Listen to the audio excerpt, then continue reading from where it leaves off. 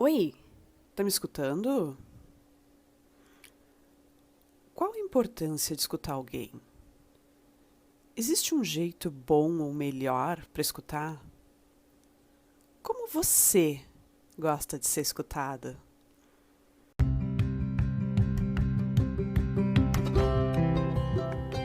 Eu sou Luciane Geiger e eu te convido a estar comigo nesse segundo episódio do Berço, falando sobre o impacto da escuta nos nossos relacionamentos.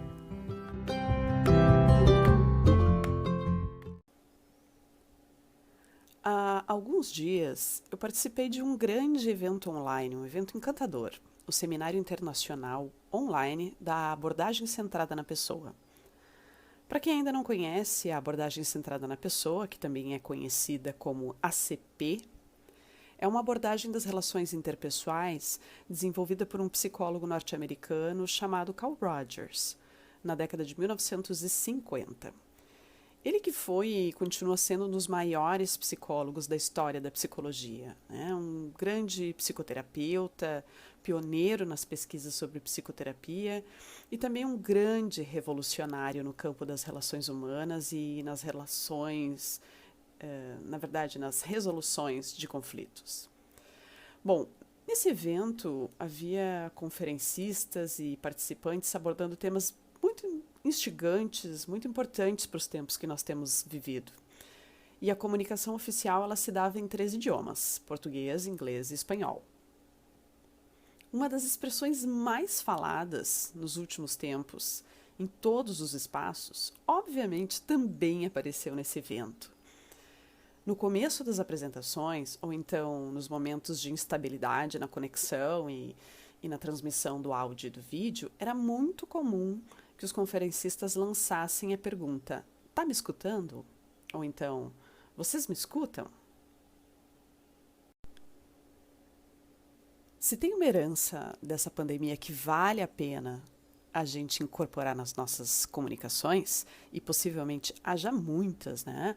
Mas se for para escolher apenas uma com relação ao modo como nós temos conseguido nos conectar com as outras pessoas, eu escolho justamente essa pergunta. Porque quando alguém pergunta para mim, tá me escutando? Além de se certificar de que eu estou de fato escutando, capturando o som que ela produz, é como se essa pessoa também estivesse fazendo um pedido, algo como: por favor, por gentileza, por amor, por piedade, me escuta. Eu quero ser escutada, eu quero que agora você preste atenção em mim.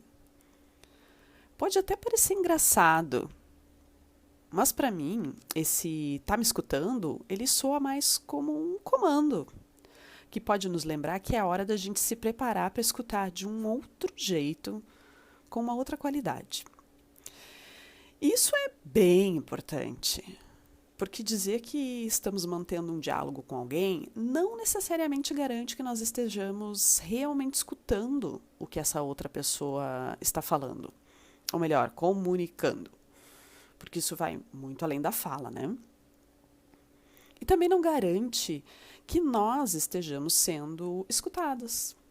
Porque o que mais parece acontecer nos diálogos cotidianos é uma conversa de duas, às vezes mais de duas pessoas, em que cada uma escuta somente aquilo que fala. Vários monólogos ao mesmo tempo, sabe? Aposto que você consegue se lembrar facilmente daquelas situações em que se sentiu conversando com as paredes, porque teve a impressão de que ninguém prestava atenção em você, ou então de que ninguém realmente compreendia o que você estava comunicando, e pior, talvez nem respeitasse você. O mesmo vale para os momentos em que nós estamos escutando alguém. Às vezes, pode ser um grande desafio reconhecer que a gente não está de fato escutando quem está falando conosco. Quando escutamos algo muito diferente do que o nosso interlocutor comunica, sem que a gente perceba isso, acreditando que nós estamos escutando exatamente o que a pessoa está comunicando. Quer ver um exemplo? Imagina que você está junto de uma amiga ou amigo e que essa pessoa quer contar que tem uma novidade. Qual é a sua tendência? É Pensar ou dizer em voz alta que você não sabe o que é essa novidade, talvez comentar sobre a sua curiosidade e então esperar a outra pessoa contar o que é. Se for isso, nesse caso, você está muito próximo de uma escuta do que a outra pessoa tem a comunicar. Ou a sua tendência é sair dizendo, já sei, lançando a sua hipótese do que seja essa novidade, antes mesmo que a outra pessoa tenha chance de começar a contar para você. Nesse caso, você está mais próximo não da outra pessoa, mas dos seus pensamentos, dos seus conteúdos internos. Você está escutando você mesma, suas ideias e não a outra pessoa. Quer outro exemplo? Vamos lá. Quando essa mesma pessoa começa a contar a você sobre um momento de dificuldade que tenha vivido, qual a sua provável reação? É dizer algo como, mas ainda bem que acabou, agora você tá bem, bola pra frente, vida que segue, como se estivesse fugindo do que a outra pessoa está comunicando. Isso acontece muito quando o assunto desperta emoções desagradáveis em nós, não é? Ou então sua reação está mais para algo como, eu sei como é, porque eu já passei por coisa até pior que isso que você está contando. E aí você segue contando sobre algum episódio trágico da sua história pessoal. Aqui também existe uma tendência de evitar emoções desagradáveis, minimizando a dor da outra pessoa ao dizer que nós passamos por algo até pior. E além disso, é como se você aproveitasse a situação para falar das suas dores e não para acolher as dores que a outra pessoa está comunicando. Como se aquilo que funcionou para você fosse a solução que vai funcionar para qualquer pessoa.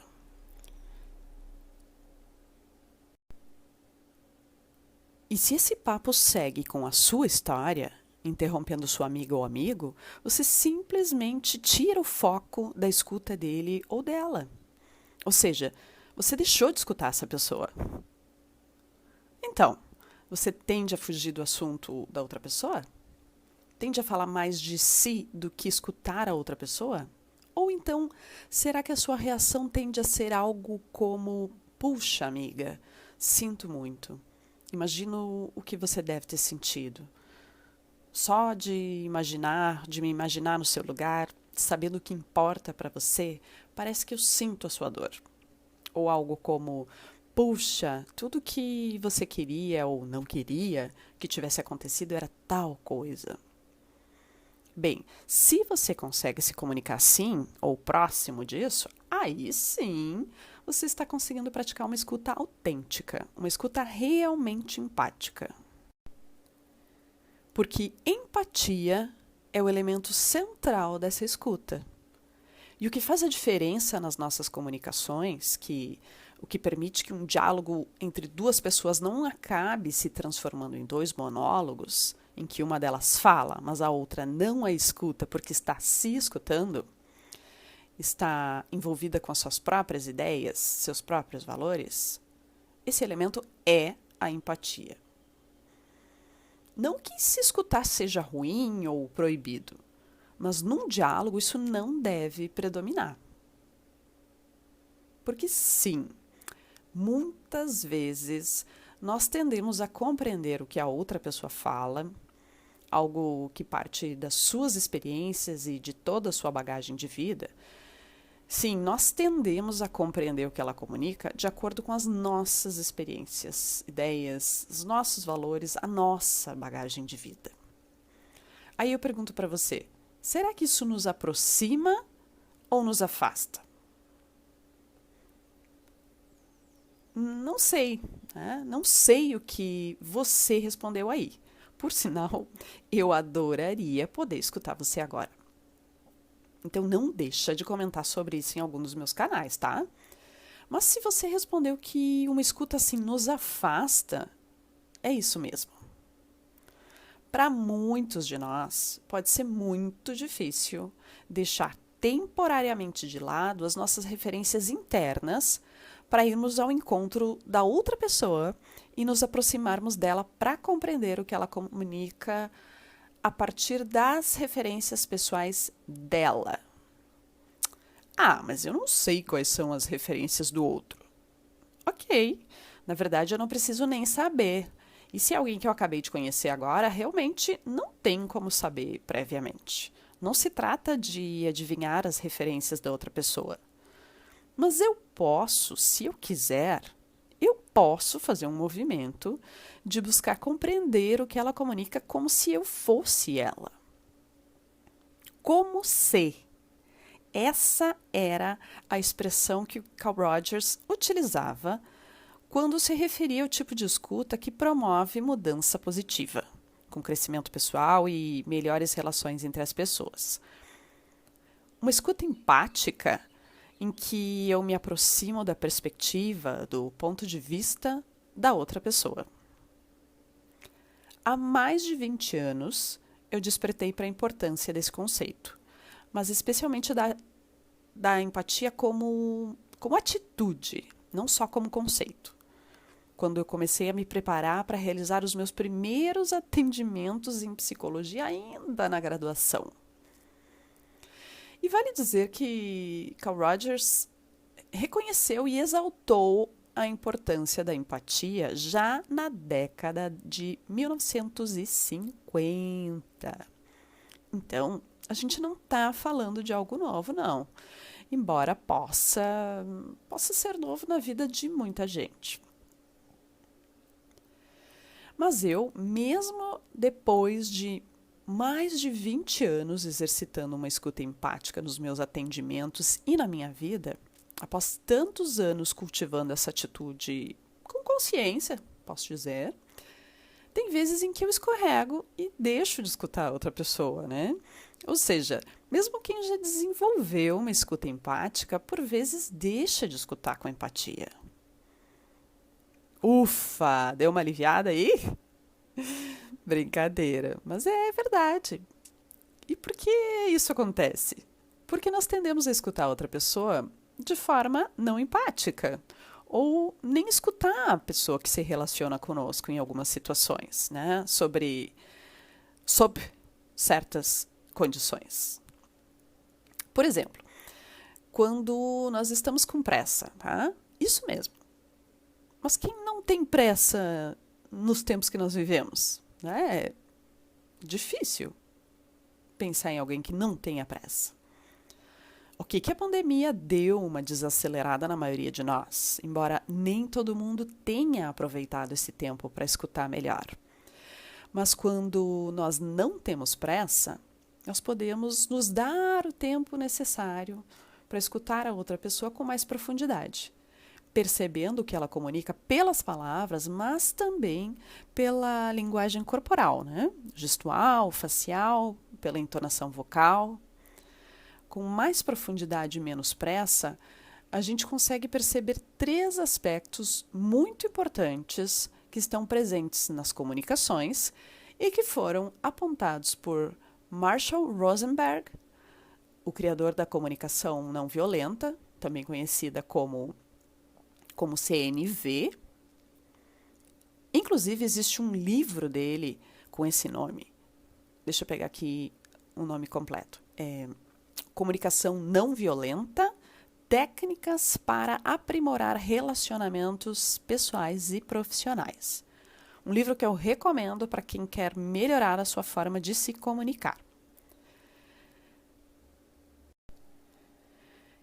Quem também aborda esses aspectos é o Roman Krishnarik, o fundador da The School for Life, autor de um livro chamado O Poder da Empatia, a arte de se colocar no lugar do outro para transformar o mundo. Então aí estão 2 grandes livros para quem se interessar. Bom, mas que aspectos são esses, né? O primeiro desses aspectos é justamente observar, perceber o que está se passando no momento em que você está se relacionando com outra pessoa ou o que se passa na história que ela está compartilhando com você. Nas minhas aulas, eu costumo dizer aos estudantes que esse é o nível descritivo da coisa. Descreva o que você está percebendo, somente isso, sem querer julgar se está adequado ou não, sem querer explicar porque é assim e não de outro jeito. Simplesmente observar. Então, descrever o que você observa. O segundo aspecto que nós conseguimos perceber quando não temos pressa é que sentimentos parecem estar sendo evocados naquele momento na pessoa que está comunicando, na pessoa que eu estou escutando, né? Quais são seus sentimentos? E o terceiro aspecto é que necessidades ela tem que aparecem por vezes apenas sutilmente na sua comunicação. E Marshall, que vale dizer foi aluno e amigo de Carl Rogers e que, portanto, sistematizou uma metodologia de comunicação fortemente influenciada pela abordagem centrada na pessoa de Carl Rogers, ele ainda apontou um outro aspecto importante que está presente quando uma pessoa se comunica, que é um pedido. Em geral, um pedido implícito, né? Nada óbvio. Às vezes pode até estar obviamente colocado, mas nem sempre ele é óbvio, porque nem sempre ele aparece claramente verbalizado. Olha só que interessante. Se a gente for analisar na raiz das birras, das brigas, dos conflitos, das guerras, o que sempre existe são necessidades não atendidas. E não são atendidas, geralmente, porque não foram percebidas, não foram escutadas. Talvez a comunicação delas não tenha sido tão óbvia, o que sim pode dificultar a percepção delas. Pensa numa criança que ainda não consegue se expressar tão bem como um adulto, porque carece de um repertório de palavras para se expressar, carece da habilidade para articular as palavras que já conhece. Imagina essa criança que ainda não consegue dizer que está com saudade da mamãe ou do papai que está longe. Que ainda não consegue expressar nas palavras eu preciso do meu papai e da minha mamãe aqui comigo. E que não consegue ainda dizer o que eu quero é que eles venham ficar aqui comigo agora. Ou seja, uma criança que ainda não consegue ter clareza e nem comunicar o seu sentimento e sua necessidade. Muitas vezes essa criança vai comunicar os seus sentimentos, as suas necessidades e os seus pedidos gritando, chorando, se atirando no chão, jogando objetos, fazendo a famosa birra. Confesso para você que quando eu escuto alguém dizer não dá bola, ela está só fazendo birra para chamar atenção, tem vezes que eu sinto vontade de dizer ei, você percebeu a contradição do que você acabou de falar? Porque se a criança está chamando atenção, sim, ela está pedindo para ser escutada. Ela está pedindo por alguém que a perceba, que dê atenção para ela, que escute a sua necessidade e, se possível, que atenda o seu pedido. Nesse caso e em muitos outros tantos, os nossos ouvidos não vão encontrar o que capturar, porque tem algo que não foi verbalizado, né? Não foi dito em palavras, ou não foi dito nas palavras certas, mas que pode ser percebido por quem estiver atento e aberto. A criança pode dizer, por exemplo, não gosto de você, quando na verdade o que mais profundamente ela está vivenciando é eu gosto do papai e da mamãe e eu estou sentindo muita falta deles. Então, mesmo que ela não esteja sendo explícita, tem necessidades ali que estão gritando.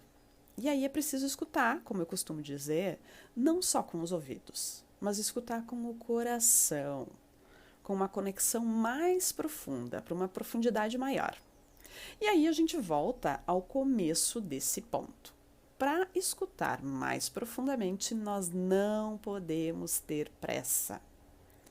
Então, se existe um relógio ditador que está cobrando de mim uma finalização de algo, uma entrega, ou se eu preciso sair, ir embora, se eu preciso fechar algo, talvez eu não esteja assim tão disponível e sem pressa para escutar uma pessoa. Concorda? Mas não é só a pressa que atrapalha. Outra coisa que atrapalha muito essa escuta de conexão com outra pessoa é quando nós não conseguimos escutá-la porque só escutamos nós mesmos. Quando eu estou assim tão tomada pelas minhas preocupações, minhas dores, minhas ideias, não sobra espaço interno para acolher o que a outra pessoa está enviando para mim. Para poder escutar a outra pessoa, a gente precisa primeiro se esvaziar um pouco dos nossos conteúdos, das nossas referências para compreender e julgar a realidade.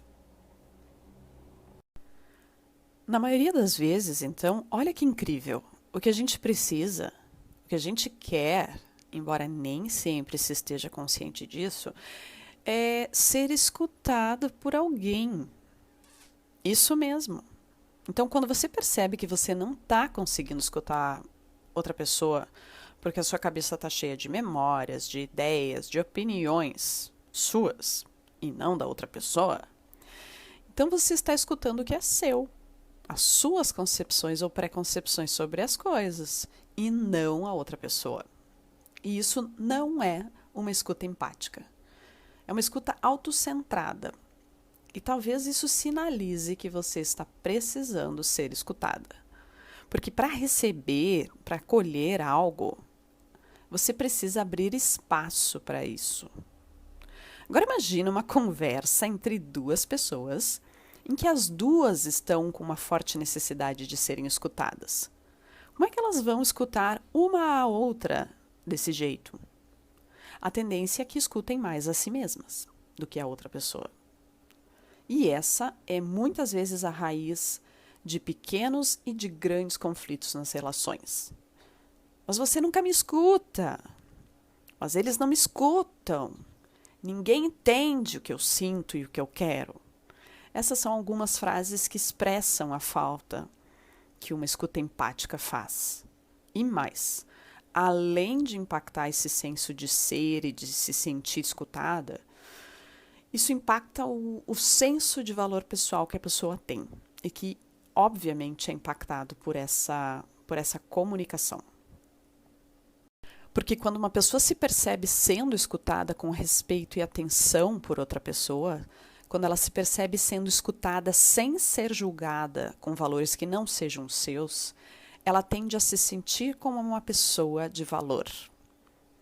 Não importa o que ela esteja sentindo, ou pensando, ou dizendo, existe ali alguém se mostrando interessada e acolhendo ela. Tem alguém ali que parece compreender muito bem o que ela está vivenciando.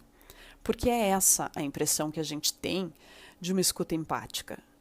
É como se a outra pessoa, a pessoa que escuta, desse permissão para que ela sentisse e pensasse tudo o que ela sente e pensa. Voltando lá para o exemplo da criança, é como se o adulto comunicasse para a criança que está fazendo a birra: eu vejo que você está gritando, se rolando no chão e parece que você está muito bravo, porque só queria que seu pai e sua mãe estivessem com você aqui e agora. Além de mostrar que está escutando ela, o adulto está ajudando a criança a tomar consciência de si, a nomear aquilo que ela não soube expressar de outra forma. E por ser escutada com atenção, ela vai mantendo ou recriando um senso de que ela tem valor, mesmo que ela faça coisas que são socialmente reprovadas. Quando você compartilha desejos que nem você mesma ainda aceita em si, quando você conta sobre algo que cometeu e que algo que seja condenado por você mesmo e pela sociedade, quando você fala sobre algo que pode receber censura externa, mas encontra alguém que escute você de maneira verdadeiramente empática, você não se sente julgado. Pelo menos tende a não se sentir julgado. Mas se você se sentir julgado, eu até ouso dizer que você pode estar sentindo seu próprio julgamento como se partisse da outra pessoa. Porque sim, a outra pessoa tem seus próprios valores. Mas numa escuta empática, esses valores são postos temporariamente de lado. São postos em suspensão. numa atitude que nós chamamos de fenomenológica, para poder conhecer você de modo mais amplo e profundamente possível. Bom, eu sei que a gente poderia ficar mais um bom tempo falando sobre isso, mas agora é a hora da ação. Que tal fazer um balanço das suas relações no quesito comunicação e avaliar como você tem conseguido escutar as outras pessoas em casa ou no trabalho, por exemplo? Você considera que tem conseguido ser empático nas suas comunicações? Que tem conseguido compreender o ponto de vista das outras pessoas? E você tem se sentido compreendida, respeitada pela escuta das outras pessoas? Sente que elas compreendem você, que respeitam o seu ponto de vista? Será que tem acontecido muito aquelas situações em que um fala alhos e o outro entende bugalhos? Em que um considera que o seu é o melhor time de futebol do país e o outro discorda, rechaçando com ofensa, com agressão, ou seja, simplesmente não respeita a perspectiva do primeiro? Será que é justamente você que se vê tomado de emoções intensas que dificultam manter o respeito por pontos de vista diferentes do seu? Esse é um exame simples, mas bem importante para você se dar conta dos ajustes que você talvez precise fazer na sua comunicação e nos seus relacionamentos.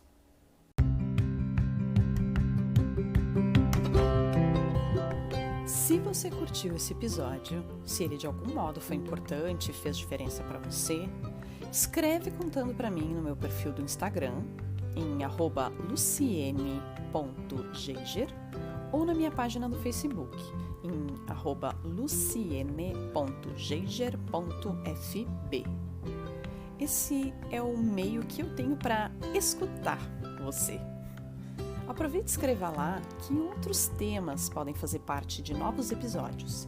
E escreve também dizendo para mim se você acha legal a gente aprofundar mais sobre os outros elementos da CNV e outros aspectos importantes para a comunicação e para as nossas relações. E claro, compartilhe esse podcast com as pessoas para quem você acredita que ele possa fazer alguma diferença, ok? Gratidão imensa por você me escutar. Um abraço e até o nosso próximo episódio.